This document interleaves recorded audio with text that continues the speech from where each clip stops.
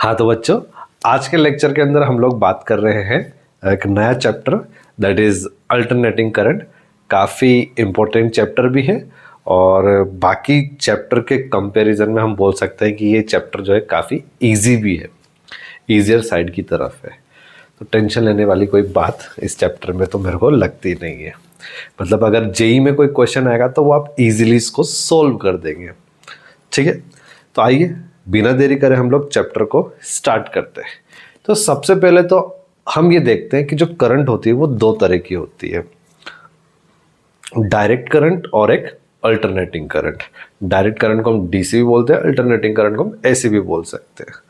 ठीक है, तो अभी तक जितने भी चैप्टर आपने पढ़े हैं, जैसे कि मैं आपको बता दूं, करंट इलेक्ट्रिसिटी हो गया, कैपेसिटर वाला चैप्टर हो गया, इलेक्ट्रोमैग्नेटिक इंडक्शन वाला जो चैप्टर हो गया ईएमआई, ये तीनों चैप्टर में जो भी आपने करंट के बारे में बात करी है वो सारी की सारी करंट कौन सी थी? डायरेक्ट करंट की बात करी है हमने। मतलब ये जो तीनों चैप्टर पढ़े हैं सब में हमने डीसी करंट की बात करी है, डायरेक्ट करंट की बात करी है। अब एक नई तरीके करंट हम लोग जानेंगे, अल्टरनेटिंग करंट। बचपन में आप लोगों ने इसके बारे में खूब पढ़ा भी होगा कि अल्टरनेटिंग करंट क्या होता है। खूब तो क्या, मतलब आपने केवल ओनली डेफिनेशन ही पढ़ी होगी। तो सबसे पहले मैं आपको यहाँ पे डायरेक्ट करंट क्या होता है उसके बारे में बताता हूँ बेटा। तो देखिएगा कि जो डायरेक्ट करंट है ऐसी करंट होती है जिसकी एक फिक्स डायरेक्शन होती है। ठीक है, flow only in one direction. मैं क्या लिख सकता हूं इसके अंदर? ऐसी करंट जो फ्लो होती है, flow only in one direction, किसी एक डायरेक्शन में फ्लो होती है। और किसी एक डायरेक्शन को बेटा मैं यूनि डायरेक्शन भी बोल सकता हूं। क्या बोल सकता हूं? Uni direction. ऐसी करंट जो किसी एक फिक्स डायरेक्शन में फ्लो होती है या फिर जो करंट यूनि डायरेक्शनल होती है, that current is known as direct current, जो कि एक फिक्स डायरेक्शन में होती है। जैसे कि मान लीजिए ये एक वायर है, तो इस वायर में करंट ऐसे ही जा रही है बेटा, ऐसे ही जा रही है, जा रही है, जा रही है, जा रही है, जा रही है, जा रही है, जा रही है। तो ये कौन सी करंट हो जाएगी? आपकी डायरेक्ट करंट हो जाएगी बच्चों। ये कौन सी करंट हो जाएगी? Direct current. जैसे कि अपन ने करंट इलेक्ट्रिसिटी में देखा था कि ये आपका सपोज रजिस्टर है जिसका रेजिस्टेंस कैपिटल आर है, और इसको अगर मैं किसी एक बैटरी से जोड़ दूं, उस बैटरी का ईएमएफ कितना है? ई। तो इसमें से गुजरने वाली जो करंट होगी वो करंट कितनी होगी मेरे बच्चे? ई अपॉन आर होगी। ठीक है, तो अगर इसका मैं ग्राफ बनाऊं आप लोगों के सामने, ये आपका वाई एक्सिस जिसमें मैं करंट से डिनोट करना चाहूंगा, और ये एक्स एक्सिस को मैं टाइम से डिनोट करना चाहूंगा। तो बेटा जैसे आप स्विच ऑन करोगे तो उसमें से गुजरने वाला करंट कितना हो जाएगा बच्चों? ई बाय आर हो जाएगा। उसमें से गुजरने वाला करंट कितना हो जाएगा? E by R. तो मतलब ई बाय आर ये टाइम के साथ हमेशा कांस्टेंट रहेगी। तो ये जो करंट है वो कितनी है? E by R. तो इस तरह की करंट को मैं क्या बोल रहा हूं बच्चों? डायरेक्ट करंट बोल रहा हूं। जैसे कि ईएमआई वाला जो चैप्टर है, ईएमआई वाले चैप्टर के अंदर हम लोगों ने क्या देखा था कि जैसे कि मान लीजिए ये आपका वाई एक्सिस और ये एक्स एक्सिस। एक्स एक्सिस पर टाइम है, वाई एक्सिस पे क्या है मेरे बच्चे? करंट है। तो ईएमआई वाले चैप्टर के अंदर हमने इंडक्टर के साथ वहां पर इंडक्टर जोड़ दिया था, और इंडक्टर के साथ रजिस्टर भी जोड़ा था, और उसको एक बैटरी से कनेक्ट कर दिया था। तो हमने वहां देखा था कि पहले जो करंट है वो जीरो था। पहले करंट कितना है? जीरो था। तो ये करंट बढ़ते बढ़ते बढ़ते बढ़ते बढ़ते स्टेडी स्टेट पर ये करंट मैक्सिमम हो जाया करती थी, और वो मैक्सिमम करंट कितनी हुआ करती थी? E by R. इसको मैं एक डायग्राम के थ्रू भी समझाता हूँ, आपको याद नहीं आ रहा है तो ये मान लीजिए एक रजिस्टर है जिसका रेजिस्टेंस कैपिटल आर है, और एक ये इंडक्टर है जिसका इंडक्टेंस एल है। इसको अगर मैं किसी एक बैटरी से जोड़ दूं और यहाँ पे मैं एक स्विच लगा देता हूँ, जैसे ही मैं t इज इक्वल टू 0 पर स्विच को ऑन करता हूँ तो बेटा क्या होगा? हमने सीखा है t इज इक्वल टू 0 पर inductor will behave like a broken wire. तो t इज इक्वल टू 0 पर किसी भी प्रकार का कोई करंट नहीं जाएगा। जैसे ही बेटा धीरे धीरे जैसे टाइम निकलेगा तो उसमें से गुजरने वाला करंट जो है, इस सर्किट में से जो जाने वाला करंट है, वो सडनली ई बाई आर नहीं होगा। वो करंट धीरे धीरे एक्सपोनेंशियली बढ़ेगा, और वो बढ़ते बढ़ते बढ़ते बढ़ते बढ़ते बढ़ते बेटा एट स्टेडी स्टेट पर वो करंट कितना हो जाएगा, ई बाई आर हो जाएगा। तो यहां पर भी आप देख रहे हो बेटा करंट की डायरेक्शन फिक्स है, यूं ही रहेगी ये करंट, इस करंट की डायरेक्शन हमेशा ऐसे ही रहेगी, ऐसे, ये करंट की डायरेक्शन फिक्स है। इसलिए बेटा यहाँ पे भी हम क्या बोलेंगे, ये कौन सी करंट हो गई, डायरेक्ट करंट हो गई, डीसी करंट हो गई। कैपेसिटर वाला केस में भी बेटा आपने देखा था कि वहां पर कैपेसिटर आपने लगा दिया और नीचे आपने क्या कर दिया बेटा, एक बैटरी लगा दी, ठीक है। कैपेसिटर इनिशियली फुल्ली चार्ज्ड है, तो वो क्या करेगा, कैपेसिटर फुल्ली चार्ज है बेटा, कैपेसिटर चार्ज फ्लो करवाएगा, और चार्ज फ्लो करवाने के थ्रू कैपेसिटर में से गुजरने जो करंट है वो धीरे धीरे एक्सपोनेंशियली डिक्रीज होगी। वो भी हम लोगों ने देखा था। तो वो वाली करंट भी कौन सी करंट है बच्चों, डीसी करंट है। तो मेरे कहने का मतलब ऐसी करंट जो कि एक फिक्स डायरेक्शन में फ्लो होती है, या फिर ऐसी करंट जो यूनिडायरेक्शनल होती है। यूनिडायरेक्शन का मतलब कि जो इसकी डायरेक्शन एक फिक्स डायरेक्शन होती है, मतलब वो फिक्स डायरेक्शन में फ्लो होती है, ऐसी करंट को हम बच्चों क्या बोलते हैं, डायरेक्ट करंट बोलते हैं।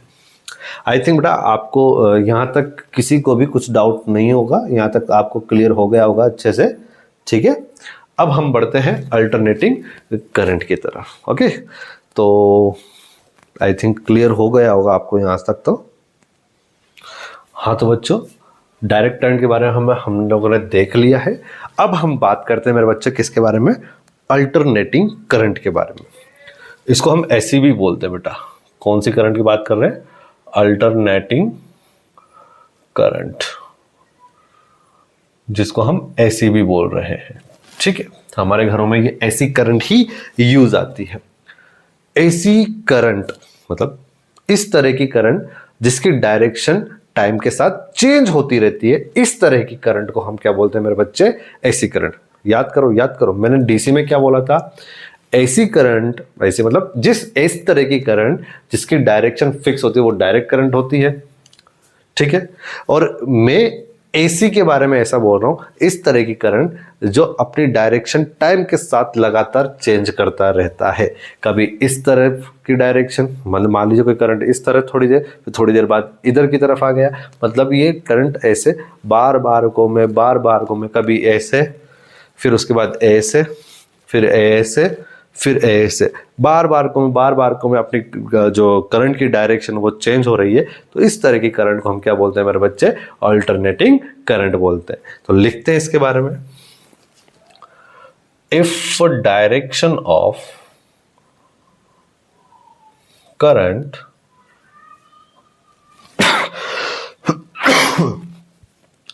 change with time,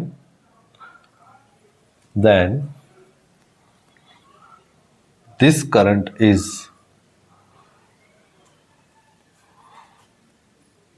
alternating current. तो इस तरह की करंट को हम क्या बोलते हैं, अल्टरनेटिंग करंट बोलते हैं। जैसे कि इसके कुछ एग्जांपल्स हैं वो हम लोग देखते हैं। मान लीजिए ये आपकी कोई y एक्सिस है और ये आपकी x एक्सिस है, ये है टाइम और ये है करंट। ये देखिए बेटा ऐसे ऐसे, ये 0 होता है, ये आपका t/2 टाइम हो जाएगा और ये कैपिटल T हो जाएगा। तो अब 0 से लेके t/2 टाइम पे देखेंगे तो करंट जो है पॉजिटिव तरफ है, और t/2 से t टाइम पे देखेंगे तो करंट नेगेटिव है। इसका मतलब ऐसा नहीं है, मतलब इसका मतलब क्या है, मान लीजिए कोई वायर है, सो 0 से लेके t/2 तक करंट इस तरह से होगा, t/2 से लेकर के t तक जो टाइम है उसमें करंट ऐसे होगा। तो करंट ऐसे ऐसे चेंज हो रही है ना। इसका मतलब पहले ऐसे था, फिर उसके बाद ऐसे हो गया, ठीक है बच्चों। तो इस तरह की जो वेव है या इस तरह का जो अल्टरनेटिंग करंट है, मतलब हम बोलेंगे साइनोसॉइडल अल्टरनेटिंग करंट बोलेंगे इसको बेटा। हम लोग क्या बोलेंगे, sinusoidal time varying alternating current बोलेंगे। इसके अलावा बेटा मैं एक एग्जांपल और ले सकता हूँ, ये वाई एक्सिस आपका और ये एक्स एक्सिस आपका, ठीक है। तो ये पहले करंट ऐसे था, फिर उसके बाद करंट ऐसे हो गया, फिर उसके बाद करंट वापस बेटा ऐसे हो गया। ये मान लीजिए ये 0 है, ये t टाइम है, ये 2t टाइम है और ये 3t टाइम है। मतलब पहले 0 से लेके t टाइम तक करंट पॉजिटिव है। इसका मतलब सपोज मान लीजिए इस डायरेक्शन में करंट फ्लो हो रहा है, फिर t से लेके 2t तक करंट नेगेटिव में आया, मतलब एम्पलीट्यूड में। मान लीजिए सपोज ये आपका आई नोट है और मेरे बच्चे ये क्या माइनस आई नोट। मैग्नीट्यूड में तो क्या हो गया, आई नोट ही रहा। 0 से लेके t तक करंट भी आई नोट था और t से लेके 2t तक भी करंट आई नोट ही है। लेकिन बेटा ये नीचे आया, इसका मतलब पहले ऊपर था ना, तो करंट ऐसे फ्लो हो रहा होगा, फिर t से लेके 2t तक करंट ऐसे फ्लो हो रहा होगा। माइनस का मतलब डायरेक्शन है यहाँ पर, ठीक है बच्चों। तो मैंने वही बोला कि ऐसी करंट जो अपने टाइम के साथ अपने डायरेक्शन को चेंज करती रहती है, उस करंट को हम क्या बोलते हैं, अल्टरनेटिंग करंट बोलते हैं। इस तरह की वेव को या इस तरह की अल्टरनेटिंग करंट को हम कौन सा वो बोलते हैं, स्क्वायर वेव अल्टरनेटिंग करंट। इस तरह की वेव को या इस तरह की करंट को क्या बोलेंगे, स्क्वायर वेव अल्टरनेटिंग करंट, ठीक है बच्चों। तो एक करंट इस तरह से भी हम मान सकते हैं बेटा। एक एग्जांपल और ले लेता हूं मैं आप लोगों के लिए। ऐसे कुछ ये टाइम t है और ये करंट I है। एक मिनट रुकिएगा इधर। ये ऐसे और ये ऐसे। ये पहले ऐसे था, फिर उसके बाद ये ऐसे हो गया, फिर ऐसे हो गया, फिर ऐसे हो गया। ये एक ट्राइंगल शेप का वेव है बेटा। तो इस तरह की अल्टरनेटिंग करंट को हम बोलेंगे ट्राइंगुलर अल्टरनेटिंग करंट या फिर ट्राइंगुलर वेव अल्टरनेटिंग करंट बोल सकते हैं। इसको हम बोलेंगे ट्राइंगुलर एसी। सर ये एसी क्यों?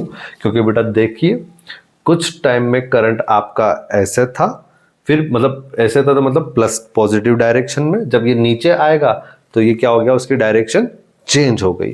तो इस तरह की जो करंट होती है उसको हम कौन सी करंट बोलते हैं मेरे बच्चे, अल्टरनेटिंग करंट बोलते हैं। आई थिंक यहां तक भी आपको क्लियरली समझ में आ गया होगा। अब ये साइनोसॉइडल वाली जो वेव है, ये साइनोसॉइडल वाला जो अल्टरनेटिंग करंट है, इसको हम लोग थोड़ा सा समझते हैं। दोबारा से इधर मैं आपको डायग्राम बना के बता देता हूँ। ये आपका वाई एक्सिस है और ये आपका एक्स एक्सिस है, इसको मैं बोल रहा हूँ टाइम t, और ये हो रहा है आपका करंट I। तो ये वेव जो आती है बेटा इस तरह की आती है, ये ऐसे आगे भी बेटा रिपीट करती रहेगी, ठीक है। इसको हम बोलेंगे sinusoidal time varying alternating current. क्या बोलेंगे बच्चों, sinusoidal time varying alternating current. यहां पर ये करंट की मैक्सिमम वैल्यू हो गई, जिसको मैंने बोल दिया आई नॉट। उसी तरह से बेटा मैक्सिमम वैल्यू यहां भी होगी, लेकिन ये नेगेटिव डायरेक्शन में है, मतलब नीचे की तरफ है। इट मीन्स उस टाइम पर इसकी डायरेक्शन उल्टी हो गई है, चेंज हो गई है, राइट। तो यहां पर ये मैं आपको बोलना चाहूंगा current at any time t, किसी भी टाइम t पर करंट की जो इक्वेशन है, किसी भी टाइम t पर करंट की जो इक्वेशन होती है बच्चों, वो होती है I is equal to I not sine omega t। तो ये बेटा इक्वेशन क्या है, करंट की इक्वेशन है किसी भी टाइम t पर। I is equal to I not sine omega t। बेटा यहां पर जो ये आई नोट है, इसको हम बोलेंगे एम्पलीट्यूड। इसको हम क्या बोलेंगे, एम्पलीट्यूड बोलेंगे। एम्पलीट्यूड बोल दो या फिर पीक वैल्यू ऑफ करंट बोल दो। क्या बोल दो मेरे बच्चे, पीक वैल्यू ऑफ करंट बोल दो। मतलब करंट की मैक्सिमम वैल्यू कितनी है, आई नोट। बेटा मैंने डायग्राम में रिप्रेजेंट कर दिया। इस आई नोट को हम क्या बोलेंगे, पीक वैल्यू ऑफ करंट या करंट का एम्पलीट्यूड बोल सकते हैं, ठीक है, या फिर करंट की मैक्सिमम वैल्यू हम लोग बोल सकते हैं। किसी भी टाइम टी पर आपको करंट बताना हो तो आपको यही इक्वेशन से बताना पड़ेगा बेटा, I is equal to I not sine omega T से। यहाँ पे टी क्या है बच्चे, टाइम है, और ओमेगा यहाँ पर क्या हो जाएगा, एंगुलर फ्रीक्वेंसी। यहाँ पे ओमेगा क्या है, एंगुलर फ्रीक्वेंसी, एंगुलर फ्रीक्वेंसी। बेटा टाइम पीरियड कितना होता है, 2 पाई बाय ओमेगा, ठीक है, और ओमेगा को आप कितना लिख सकते हो, 2 पाई एफ, जहां पर एफ क्या है मेरे बच्चे, फ्रीक्वेंसी है। आई थिंक पता नहीं आपको नीचे दिख रहा है नहीं दिख रहा है, चेक कर लेता हूं मैं। ओमेगा यहां पर क्या है बच्चों, फ्रीक्वेंसी है। अच्छा आपको ये एफ नहीं दिख रहा है, कोई बात नहीं।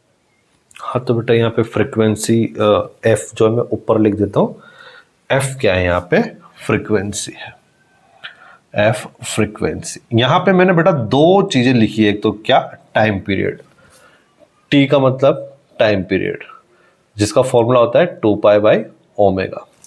बेटा टाइम पीरियड को मैं डेफिनेशन के फॉर्म में लिख सकता हूं, time taken by, time taken by alternating current to complete one cycle of variation। मतलब एक साइकिल ये वाला जीरो, ये टाइम कितना है जीरो, ये टाइम हो जाएगा मेरा बच्चा t/4, ये टाइम हो जाता है t/2, और ये टाइम हो जाता है कैपिटल T, और ये वाला जो टाइम है ये है 3t/4। तो एक मतलब मिनिमम कहने का मतलब है, यहां पे क्या लिखा है, time taken by AC to complete one cycle of variation, ठीक है, वन साइकिल ऑफ वेरिएशन। एक साइकिल कंप्लीट करने में बेटा ये यहां से यहां, फिर यहां से लेके यहां तक, ये पूरा क्या है, एक साइकिल। एक साइकिल को कंप्लीट करने में जो मिनिमम टाइम लगता है, that minimum time is known as time period. Alternating current के एक साइकिल को कंप्लीट करने में जो टाइम लगा, उस टाइम को हम बोलेंगे time period. T is equal to 2 pi by omega. और यहां पे जो फ्रीक्वेंसी है, जैसे कि मैं आपको बताऊं, ओमेगा इज इक्वल टू क्या होता है मेरे बच्चे, 2 पाई एफ। तो यहां पे एफ क्या है, फ्रीक्वेंसी। यहां पे मेरे बच्चे जो एफ है वो क्या है, फ्रीक्वेंसी। और फ्रीक्वेंसी क्या होता है, number of cycle completed in 1 second.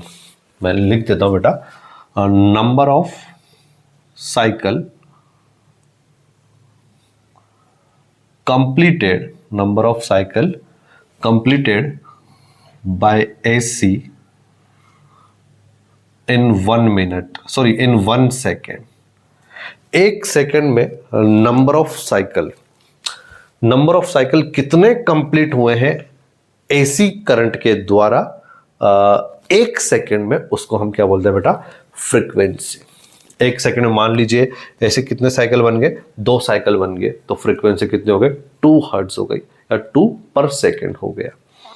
मान लीजिए एक सेकेंड में 5 साइकिल बन गई, तो हम बोलेंगे फ्रीक्वेंसी कितना हो गया, 5 हर्ट्ज, या फिर 5 पर सेकेंड यहां पर आपका हो गया।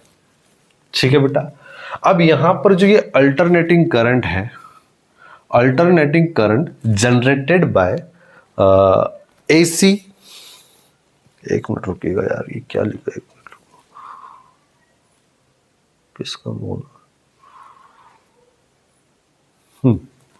हाँ बेटा, हाँ क्या बोल रहा था मैं, alternating current generated by AC generator. AC generator के द्वारा ही हम अल्टरनेटिंग करंट को जनरेट कर पाते हैं। ठीक है, थोड़ा सा और देखते हैं इसके बारे में, कैसे जनरेट होती है, इसको मैं आपको अभी सिखाता हूँ। आपने वैसे छोटी क्लास में पढ़ रखा होगा, लेकिन फिर से अपन देखते हैं क्या है क्या सीन नहीं है। आई थिंक यहाँ तक आपको क्लियरली समझ में आ गया होगा। हाँ तो बच्चों, मैंने बताया था कि alternating current generated by AC generator. अब AC जनरेटर का कैसे क्या सीन है देखते हैं। ये मान लीजिए ये आपका एक बहुत बड़ा मैग्नेट है, स्ट्रॉन्ग मैग्नेट ले लिया आपने, नॉर्थ पोल, उसका नॉर्थ पोल है इस साइड, और एक दूसरा बार मैग्नेट ले लिया बेटा, स्ट्रॉन्ग मैग्नेट है, इसका साउथ पोल है। एक मैग्नेट जिसका नॉर्थ पोल इधर है, दूसरा मैग्नेट इसका साउथ पोल इस साइड है। अब बेटा आपको पता है मैग्नेटिक लाइन ऑफ फोर्सेस कहां से कहां जाती है, north pole to south pole. ये मैग्नेटिक लाइन ऑफ फोर्सेस या मैग्नेटिक फील्ड लाइंस इनको हम लोग बोलते हैं बेटा, मैग्नेटिक फील्ड लाइंस। ये north to south magnetic field line से मैग्नेटिक लाइन ऑफ फोर्सेस जाती है। यहां पर आपने क्या किया, एक लूप ले लिया बच्चे, क्या ले लिया, एक लूप ले लिया, और ये जो लूप है इस एक्सिस के अबाउट में एंगुलर वेलोसिटी ओमेगा से घुमा रहा हूं, ओमेगा से घुमा रहा हूं, और वो ओमेगा जो है वो फिक्स्ड है, वो कांस्टेंट है। फिक्स मतलब वो कांस्टेंट है। अब एक कांस्टेंट है तो ऑब्वियसली बात है, सर्कुलर मोशन के अंदर हमने पढ़ा है ओमेगा कांस्टेंट होता है, एंगुलर एक्सेलरेशन अल्फा कितना होता है, 0 होता है। ओमेगा यहां पे क्या है, कांस्टेंट है। ठीक है बच्चों, समझ में आ गया होगा इतना तो। अब ईएमआई वाले चैप्टर में आपने पढ़ रखा है बेटा, क्योंकि जैसे जैसे ये लूप घूमेगा, ये मैग्नेटिक लाइन ऑफ फोर्सेस ऐसे है, तो जैसे जैसे ये लूप ऐसे घूमेगा तो लूप का एरिया वेक्टर पहले ऐसे था, फिर ऐसे हो गया, फिर ऐसे हो गया, फिर ऐसे, ये घूमेगा। तो लूप का एरिया वेक्टर और जो मैग्नेटिक फील्ड है बेटा, ये जो ब्लैक लाइन से जो मैग्नेटिक लाइन ऑफ फोर्सेस बताई है, इसको मैं मैग्नेटिक फील्ड बोल देता हूं। तो यहां पे कहना चाहता हूं area vector of this loop and magnetic field के बीच का एंगल लगातार यहां पे चेंज हो रहा है। अब जैसे इनके बीच का एंगल चेंज होगा तो इसमें से गुजरने, इस लूप में से गुजरने वाला फ्लक्स भी चेंज हो जाएगा बेटा। क्या हो जाएगा, इस लूप में से गुजरने वाला फ्लक्स भी चेंज होगा। और ऑब्वियसली बात है, हमने ईएमआई चैप्टर में पढ़ा है, किसी लूप में से गुजरने वाला अगर फ्लक्स वेरी करता है तो उसमें ईएमएफ इंड्यूस हो जाती है बेटा। क्या हो जाती है, ईएमएफ इंड्यूस हो जाती है। सपोज अगर इस लूप में नंबर ऑफ टर्न्स जो है वो मैंने n ले लिया है। ठीक है बच्चों, कोई डाउट तो मेरे को नहीं लगता आपको कोई डाउट होगा। तो मैंने आपसे पूछा इस लूप में से गुजरने वाला फ्लक्स कितना होता है, तो बेटा फॉर्मूला तो सबको पता है, BA cos थीटा। तो flux B is equal to, ये तो एक लूप में से गुजरने वाला फ्लक्स है, ऐसे नंबर ऑफ लूप कितने हैं, n। तो इसको लिख दूंगा NBA और बेटा cos थीटा, तो मैं यहां पर क्या मान के चल रहा हूं, सॉरी एक मिनट, cos थीटा तो वेरी कर रहा है ना, हाँ, तो NBA cos थीटा। अब ये फ्लक्स जो है यहाँ पे आपका, यहाँ पे थीटा क्या कर रहा है बच्चे, थीटा वेरी कर रहा है। थीटा क्या है, मैग्नेटिक फील्ड और एरिया वेक्टर के बीच का एंगल। थीटा वेरी करने की वजह से फ्लक्स वेरी कर रहा है, फ्लक्स वेरी कर रहा है तो ईएमएफ इंड्यूस हो जाएगा, और ईएमएफ इंड्यूस हो गया तो बेटा वो क्या होता है, माइनस d∅ अपॉन dt होता है। माइनस साइन तो बेटा डायरेक्शन को बताता है, लिखना चाहो तो ठीक, नहीं लिखना चाहो तो भी कोई दिक्कत वाली बात नहीं है। तो EMF induce, E induce is equal to, बड़ा इसका डिफरेंशिएट करेंगे आप लोग तो माइनस, तो as it is NBA constant है, ओके, cos थीटा का हो जाएगा बेटा माइनस साइन थीटा, तो माइनस माइनस प्लस, तो ये हो जाएगा NBA साइन थीटा। बड़ा मैं आपको बता दूं, ये माइनस साइन जो है ना डायरेक्शन को बताता है। मैंने यहाँ पे डायरेक्शन आपको डायग्राम में नहीं बताई है, तो मैंने डायरेक्शन नहीं बताया तो मैंने यहाँ माइनस साइन यूज कर लिया है। और cos थीटा का differentiation minus sine theta, minus minus एक दूसरे कैंसिल करके प्लस साइन थीटा हो गया। तो ये इंड्यूस्ड ईएमएफ है, ये क्या बेटा, इंड्यूस्ड ईएमएफ है। ठीक है बेटा, ये है आपका इंड्यूस्ड ईएमएफ। आई थिंक यहां तक आपको कोई डाउट तो नहीं हुआ होगा। अब होता क्या बच्चों, यहां पे एक छोटा सा मैं आपको बताना चाह रहा हूं। एक्चुअली ओमेगा जब कांस्टेंट है, अल्फा 0 है, तो यहां पर मैं क्या लिख सकता हूं, जैसे कि न्यूटन की सेकेंड इक्वेशन होती है ना, S is equal to U T plus half A T square. अगर वेलोसिटी वहां पर कांस्टेंट होती थी तो एक्सेलरेशन क्या हो जाया करता था, 0 हो जाया करता था। एक्सेलरेशन 0 हो जाता तो हम लिखते थे S is equal to U into T. बेटा यहाँ पे रोटेशनल मोशन हो रहा है तो एस की जगह एंगुलर डिस्प्लेसमेंट होता है, ओमेगा यू की जगह ओमेगा हो जाएगा, T plus half alpha T square होता है। तो अल्फा तो बेटा 0 है, तो यहाँ पे थीटा कितना आ जाएगा, ओमेगा टी। तो मैं थोड़ा सा चेंज करना चाहूंगा, थीटा की जगह बेटा मैं यहाँ पे ओमेगा टी लिख देता हूं, तो ये हो गया आपका ओमेगा टी। ठीक है, अब इसका डिफरेंशिएट करते हैं, तो बेटा कॉस ओमेगा टी का डिफरेंशिएशन हो जाएगा माइनस साइन ओमेगा टी, और टी का कोएफिशिएंट ओमेगा, रो ओमेगा से क्या हो जाएगा, मल्टीप्लाई हो जाएगा इनटू ओमेगा। तो ये हो जाएगा मेरे बच्चे कितना, N B A omega sine of omega T. I think कोई डाउट नहीं होगा। ये एन बी ए ओमेगा को मैं यहां पर जानबूझ करके लिखना चाह रहा हूं ए नॉट साइन ओमेगा टी। बेटा ये रहा आपका ईएमएफ, ये रहा आपका ईएमएफ। तो यानी कि मैं बोल सकता हूं कि ईएमएफ भी जो है साइनोसॉइडली टाइम वेरिंग फंक्शन है।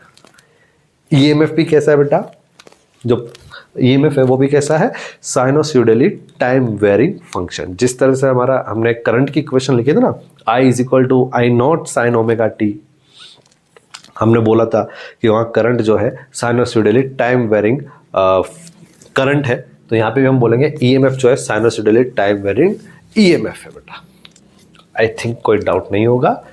ई नॉट जो है यहाँ पे मैक्सिमम वैल्यू ऑफ ईएमएफ है, मैक्सिमम वैल्यू ऑफ ईएमएफ, क्योंकि यहाँ पे ईएमएफ भी तो टाइम के साथ क्या हो रहा है, चेंज हो रहा है बेटा, चेंज हो रहा है।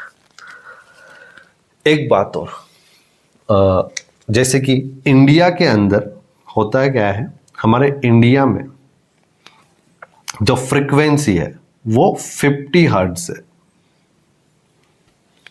फ्रीक्वेंसी कितनी है, 50 हर्ट्ज। यूएसए में यूएसए में जो फ्रीक्वेंसी है वो 60 हर्ट्ज होती है बच्चों। कितनी होती है, 60 हर्ट्ज। इसका मतलब 50 हर्ट्ज का मतलब रोटेशन किसका, इस लूप का रोटेशन जो होता है 1 सेकेंड में 50 बार होता है हमारे इंडिया के अंदर। और यूएसए में बेटा फ्रीक्वेंसी 60 हर्ट्ज है। इसका मतलब अगर वो बिजली बना रहे हैं, है ना, तो एसी बना रहे हैं, तो वहां पे उनका जो लूप हो रहा होगा वो 1 सेकेंड में 60 बार घूम रहा होगा, 60 बार 60 टाइम्स घूम रहा होगा। ये इसका एक्चुअल मीनिंग है बेटा। हमारे यहाँ पोटेंशियल जो होता है वो 220 वोल्ट होता है। ईएमएफ यानी कि पोटेंशियल डिफरेंस जो होता है, पोटेंशियल जो होता है वो 220 वोल्ट होता है हमारे इंडिया के अंदर। खैर वो तो हम जैसे जैसे सवाल करेंगे वैसे वैसे समझ लेंगे, इसमें इतना टेंशन लेने वाली कोई बात नहीं है। आई थिंक आपको यहाँ तक तो समझ में आ गया होगा।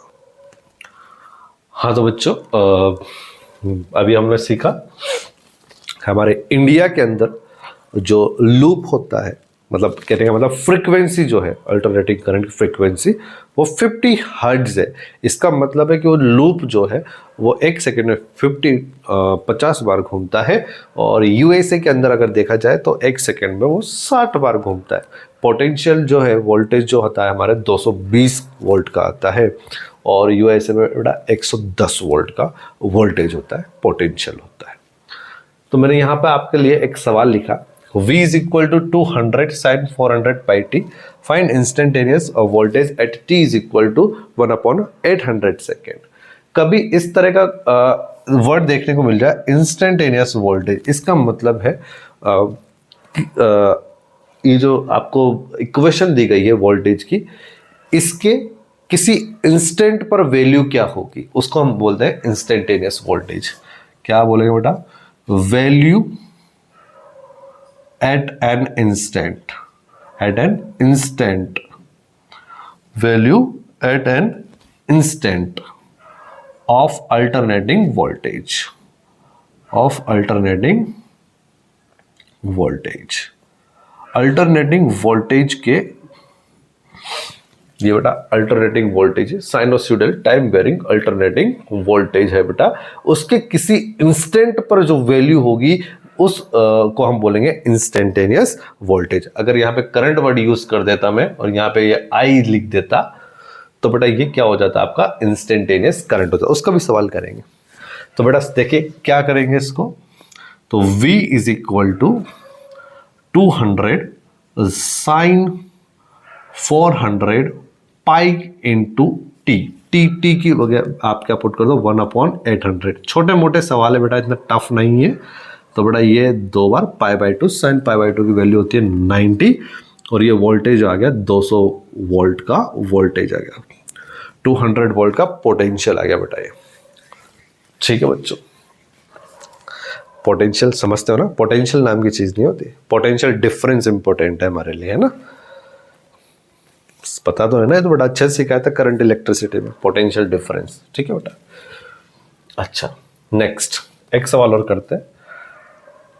पूछा है I is equal to, equation दे रहा गया I naught sine omega t, find instantaneous current, instantaneous current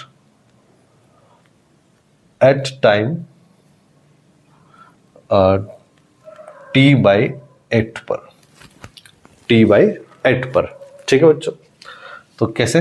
I is equal to I not sine omega, as it is small T की जगह क्या पुट कर दूंगा? Capital T. आप चाहो तो कैपिटल टी को क्या लिख सकते हैं?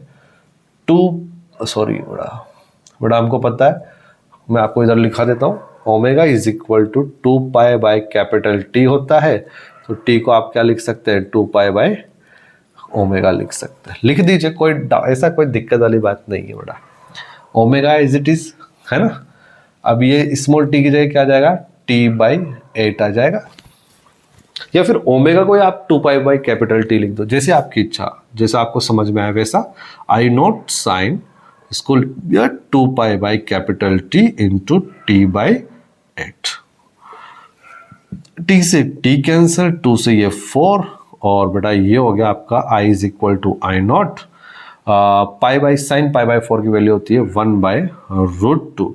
तो मतलब जो करंट आया है वो मैक्सिमम वैल्यू, करंट की मैक्सिमम वैल्यू का 1/√2 टाइम्स आया है। ये किस टाइम पर? t/8 इंस्टेंट पर ये करंट है बेटा हमारा। t/8 इंस्टेंट पर ये हमारा क्या है? एक करंट है। ठीक है, आई थिंक आपको ये भी क्लियरली समझ में आया होगा। हाँ तो बच्चों नेक्स्ट क्वेश्चन की तरफ बढ़ते हैं। एक और क्वेश्चन है, वो भी सोल्व करते हैं, निपटाते हैं उसको। Find the time taken bye current to reach half of its maximum value. Find the time taken by current to reach half of its maximum value. Current की मैक्सिमम वैल्यू है ना, आपको वो टाइम निकालना है जब करंट कितना हो जाता है? मैक्सिमम वैल्यू का हाफ होता है। तो वो कितने टाइम में होता है वो आपको निकालना है। तो बेटा हमको पता है करंट की equation I is equal to I not sine omega T होती है। करंट जो है वो क्या हो गया? हाफ हो गया उसकी मैक्सिमम वैल्यू का। बेटा उसकी मैक्सिमम वैल्यू कितनी है? I not. तो यहाँ लिख दूंगा I not by 2 is equal to I not sine omega T. बड़ा आई नॉट से आई नॉट कैंसिल, तो यहां पे हम लिख सकते हैं कि sine omega T is equal to 1/2। तो मेरे बच्चे, तो यहां से ओमेगा टी आपका आ जाएगा sine inverse 1/2 means 30 degree, right, मतलब π/6। और अगर ये π/6 है तो ओमेगा को मैं क्या लिख सकता हूं, 2π/कैपिटल T into small t is equal to π/6। Pi से पाई कैंसिल हो जाएगा, स्मॉल टी जो आपका होएगा मेरे बच्चे वो कितना आ जाएगा, t/12। आई थिंक आपको यहां तक तो बेटा क्लियरली समझ में आ गया होगा। एक छोटी सी बात मैं आपको यहां पे बताना चाहता हूं। मैंने बोला कि maximum value of current, maximum value of current को हम क्या बोलते हैं, पीक वैल्यू, ठीक है, और उसी को मैंने एम्पलीट्यूड बोला बेटा। लेकिन कभी कभार क्या हो सकता है, पीक वैल्यू और एम्पलीट्यूड सेम नहीं होंगे। कभी कभार क्या होगा बेटा, पीक वैल्यू और एम्पलीट्यूड जो है ना बच्चों वो सेम नहीं होंगे। जैसे कि मैं आपको अभी बता देता हूं, इसको आपको जो समझ में आएगा थोड़ी देर बाद आएगा। मतलब ये मान लीजिए कि थोड़ी जो ये लेक्चर का थोड़ा सा और टाइम बढ़ेगा तो आपको ऑटोमेटिक समझ में आ जाएगा मैं क्या कहना चाह रहा हूं। अभी केवल जो मैं बोल रहा हूं वो सुनिएगा, समझिएगा। जैसे कि मान लीजिए एक करंट की इक्वेशन है I1 plus I0 sign omega t. ये कोई करंट की इक्वेशन है बेटा, ये क्या है, आपके करंट की इक्वेशन है। मैं यहां से आपसे पीक वैल्यू पूछना चाहता हूं, पीक वैल्यू। तो पीक वैल्यू ऑफ करंट को हम क्या बोलते हैं, मैक्सिमम वैल्यू ऑफ करंट बोलते हैं। तो बेटा वो पीक वैल्यू ऑफ करंट जो होगा ना वो होगा I1 प्लस I0 होगा, I1 प्लस I0 होगा। यहां तक बेटा मैं समझना अच्छे से, है ना। और मैंने बोला इसका एम्पलीट्यूड बताओ, करंट का एम्पलीट्यूड। तो बेटा करंट का जो एम्पलीट्यूड होगा वो ओनली क्या होगा, ये I0 होगा। तो सर ये क्या बोल दिया आपने, कौन सी बला बोल दी। मैं ये बोलना चाह रहा हूं बच्चों, अभी चैप्टर के स्टार्टिंग में मैंने आपको ये बोल दिया था कि करंट की मैक्सिमम वैल्यू को ही हम पीक वैल्यू बोलते हैं और वही आपका एम्पलीट्यूड है। लेकिन इस तरह की इक्वेशन में एम्पलीट्यूड अलग होगा और पीक वैल्यू ऑफ करंट अलग होगा। ये इक्वेशन बनी कैसे, क्या होगा, कैसे बनाई गई सर, वो हम थोड़ी देर में समझते हैं। लेकिन अभी मैं ये बोलना चाहता हूं जनरली मतलब मैक्सिमम टाइम पर amplitude he peak value of current होगा, मैक्सिमम वैल्यू ऑफ करंट होगा। लेकिन कभी कभार इस तरह की इक्वेशन आ जाए तो वहां पे बेटा पीक वैल्यू अलग होगा और एम्पलीट्यूड अलग होगा। इतना सा बात मैं आपको समझाना चाह रहा था, ठीक है। रब कर देता हूं ताकि आपका टाइम बच जाए, इसलिए मुझे पॉज करना पड़ेगा, ठीक है। चलो, आई थिंक आपको ये चीज समझ में आई होगी। नेक्स्ट आगे बढ़ते हैं। हाँ तो बच्चों, है ना, समझ में आ गया होगा एम्पलीट्यूड और peak value may be same और मे नॉट बी। वो सेम हो भी सकते हैं और नहीं भी हो सकते, लेकिन अक्सर जनरली वो सेम ही होंगे। वो अभी थोड़ी देर में समझ में आ जाएगा कि वो सर आपने इक्वेशन कैसे बनाई, कहाँ से आया, वो अभी अपन कर लेंगे थोड़ी देर के अंदर, ठीक है। इसमें कोई इतनी बुराई वाली बात नहीं है। आगे बढ़ते हैं बच्चों। नेक्स्ट टॉपिक है हमारा एवरेज करंट। कौन सा करंट मेरे बच्चे, एवरेज करंट। एवरेज करंट बड़ा सुनिएगा। मान लीजिए ये आपका y एक्सिस है और ये आपका x एक्सिस है। x एक्सिस पर मैंने टाइम ले लिया है, y एक्सिस पर मैंने करंट ले लिया है। ये किसी तरह का रैंडम कर्व है और मान लीजिए ये टाइम है आपका t1 और ये टाइम है आपका t2। मेरे बच्चों, आपको मैंने सिखाया था करंट इलेक्ट्रिसिटी के अंदर कि अगर आपको करंट वर्सेस टाइम कर्व दे दिया जाए और उसके आपका उस कर्व के अंडर का एरिया निकालोगे तो वो area will provide the charge flow through the conductor, ठीक है। तो इसका जो एरिया होगा, एरिया अंडर द कर्व वो क्या होगा मेरे बच्चे, वो चार्ज के बराबर होगा। वो किसके बराबर होगा, चार्ज।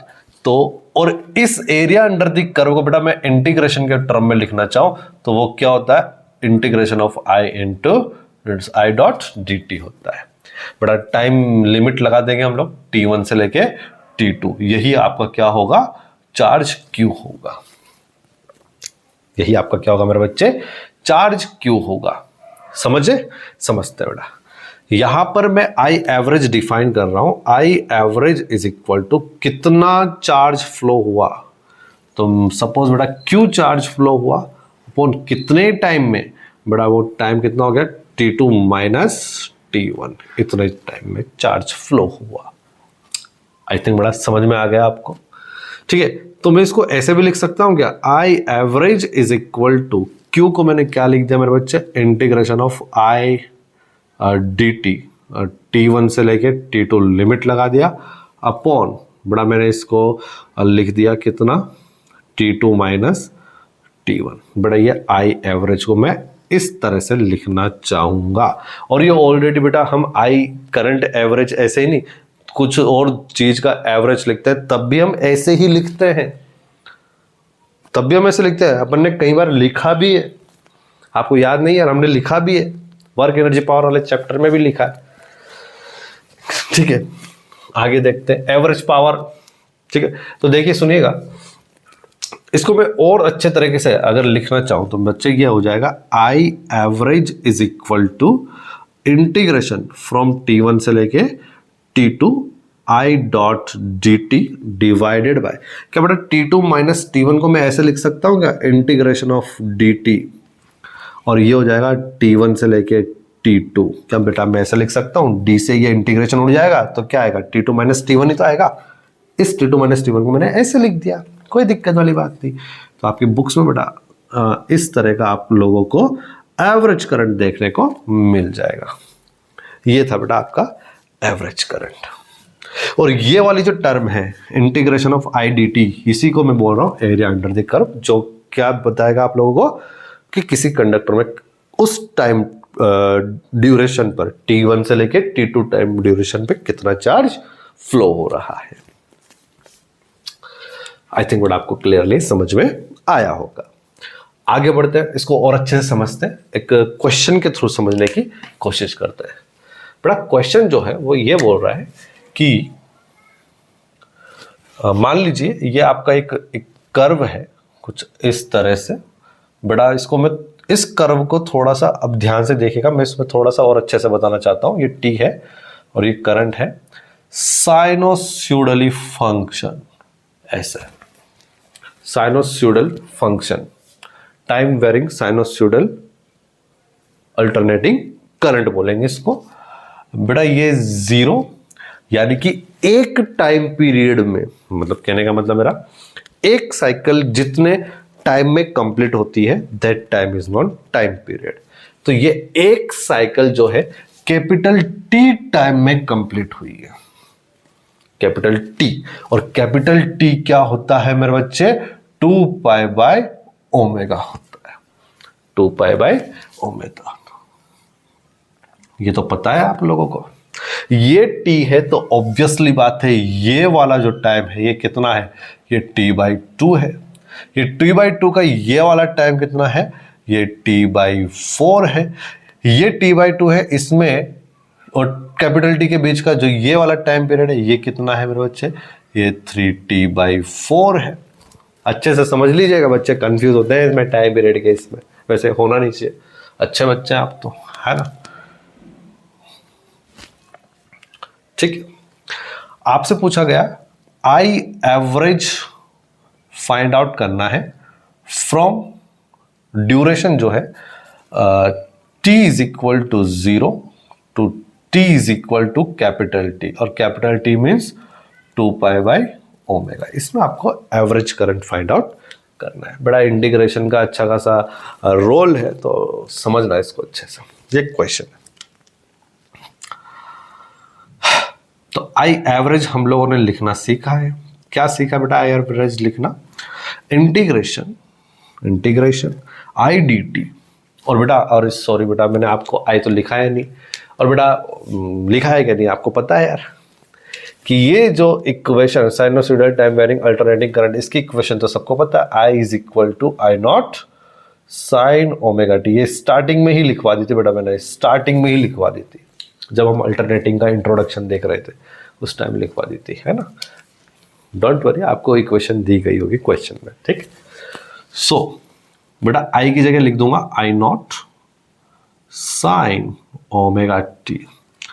बेटा कहां से कहां तक, 0 से लेके 2 pi by omega divided by integration 0 से 2 pi by omega D T, right. बड़ा आई नॉट कांस्टेंट है, बाहर आ गया, इंटीग्रेशन ऑफ 0 से 2 पाई बाय ओमेगा, ये आ जाएगा sign omega T D T divided bye, बेटा डी से इंटीग्रेशन तो कैंसिल हो जाएगा, तो इसको डायरेक्ट मैं 2 पाई बाय ओमेगा -0 लिख सकता हूं, राइट। तो ये कितना हो जाएगा बच्चे, आई नॉट साइन ओमेगा टी का इंटीग्रेशन जो होता है माइनस कॉस ओमेगा टी होता है, माइनस कॉस ओमेगा टी, लेकिन टी का कोएफिशिएंट यहाँ पे ओमेगा है तो मैं यहाँ पे ओमेगा का डिवाइड कर दूंगा, और ऑलरेडी नीचे कितना लिखा हुआ है 2 pi by omega, so omega से ओमेगा कैंसिल हो गया, तो यहाँ पर हमारे पास जो आई एवरेज आया है, बेटा यहाँ पे लिमिट तो लगाना भूल गया मैं, 0 से लेके 2 पाई बाय ओमेगा, ये है आई नॉट, माइनस बाहर कर दिया, कॉस ओमेगा, टी की जगह 2 पाई बाय ओमेगा पुट करोगे तो बेटा ओमेगा से ओमेगा कैंसिल हो जाएगा, यहाँ आ जाएगा कॉस 2 पाई, माइनस हमारी तरफ से, और ये हो गया कॉस 0, बड़ा कॉस 2 पाई तो क्या हो जाएगा आप लोगों का,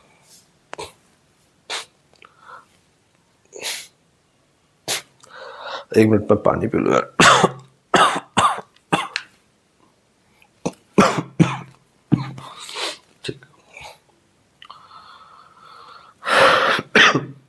बड़ा cos 2 पाई जो होता है वो 1 होता है, 1 माइनस 1 0, तो आपका आई एवरेज कितना आ जाएगा, 0 हो जाएगा। होना ही था बेटा, अच्छे बच्चे तो समझ गए होंगे। अच्छे बच्चे क्या समझेंगे कि सर आपने क्या लिखा है, इसका मतलब एरिया अंडर द कर्व होता है, ये वाला एरिया 0 से t/2 तक का, और t/2 से लेके कैपिटल T तक का ये वाला एरिया सेम होगा, जितना एरिया ये प्लस में उतना एरिया माइनस में। आया समझ में? तो नेट जो होगा वो कितना हो जाएगा, ये ऊपर का टर्म आ गया 0। अब जैसे ऊपर का टर्म 0 आया, अरे भाई इसका मतलब क्या होता है, इंटीग्रेशन आई डी टी का मतलब एरिया अंडर द कर्व। आपने ये वाला एरिया ले लिया 0 से t/2 तक का, t/2 से लेके kt तक का ये वाला एरिया ले लिया। अब जैसे ये एरिया ले लिया, इन दोनों एरिया को जोड़ोगे, ये तो प्लस में है माइनस में, तो नेट एरिया कितना हो गया, मतलब एरिया 0 हो गया, और एरिया 0 हो गया तो ऊपर का टर्म 0 हो गया, तो 0/2 पाई बाय ओमेगा करोगे तो 0 आएगा, तो आई एवरेज 0 आ जाएगा। सर आप पहले भी तो बता सकते थे, ऐसा क्यों किया आपने? बेटा मैं इंटीग्रेशन बताना चाहता हूँ, मेरा एम जो है ये चीज़ नहीं, इसके आगे की चीज़ों को थोड़ा सा और अच्छे तरीके से बताना है, इसलिए मैंने आपको यहाँ पे थोड़ा सा इंटीग्रेशन का, क्योंकि इस चैप्टर में अच्छा खासा इंटीग्रेशन का यूज़ है। ठीक है, आई थिंक क्लियरली समझ में आ गया होगा। बड़ा जो नेक्स्ट क्वेश्चन है, उस नेक्स्ट क्वेश्चन में मैं आपसे ये पूछना चाहता हूँ, इस वाले क्वेश्चन में मैंने आपको 0 से लेके 2 पाई बाय ओमेगा तक का करंट एवरेज पूछा था, आई एवरेज पूछा था, लेकिन अब जो क्वेश्चन है उसमें ये मैं करना चाहता हूं कि जो 0 से t मत निकालो, 0 से t/2 तक का निकालो। आपको क्या निकालना है, आई एवरेज निकालना है from t is equal to 0 to t is equal to capital T/2। It means ये हो जाएगा आपका पाई बाय ओमेगा। बट मैं आपको बता दूं, मुझे कोई सॉल्व कराने की इच्छा नहीं है। आप चाहें तो क्या कर सकते हैं, लिमिट चेंज कर दो बेटा, ये 0 से 2π/ω था, यहाँ 0 से π/ω आ जाएगा। कुछ समझ में आ रहा है? ये 0 से π/ω आ जाएगा। करते हैं बेटा। मैं क्यों करवा रहा हूँ? क्योंकि इंटीग्रेशन बहुत यूज आने वाला है इस चैप्टर में, इसलिए मैं आपको करवा रहा हूँ। करते हैं। मैं काम करता हूँ, डायरेक्ट इस स्टेप पे आ जाता हूँ, है ना, ये डायरेक्ट उस स्टेप पे आ जाता हूँ। तो क्या होगा, I0 इंटीग्रेशन ऑफ 0 से π/ω sin ωt dt upon, sorry बेटा 2π/ω नहीं, इस बार क्या आ जाएगा, π/ω -0। ठीक, और सोल्व करते हैं। I0 sin ωt का हो जाएगा मेरे बच्चे क्या, minus cos ωt divided by omega 2π/ω 0 से लेके π/ω, ओमेगा से ओमेगा कैंसिल। तो ये आई एवरेज अगर आप लोग निकालना चाहोगे तो ये हो जाएगा I0 माइनस कॉस, टी की जगह π/ω पुट करते हैं। ठीक है, सो ओमेगा इंटू π/ω माइनस, हमारे तो माइनस माइनस हो जाएगा प्लस कॉस 0 डिवाइडेड बाय 2π। तो बेटा आई एवरेज हमने निकाला यहां से, वो हो जाएगा I0 माइनस बड़ा ओमेगा से ओमेगा कैंसिल, कॉस पाई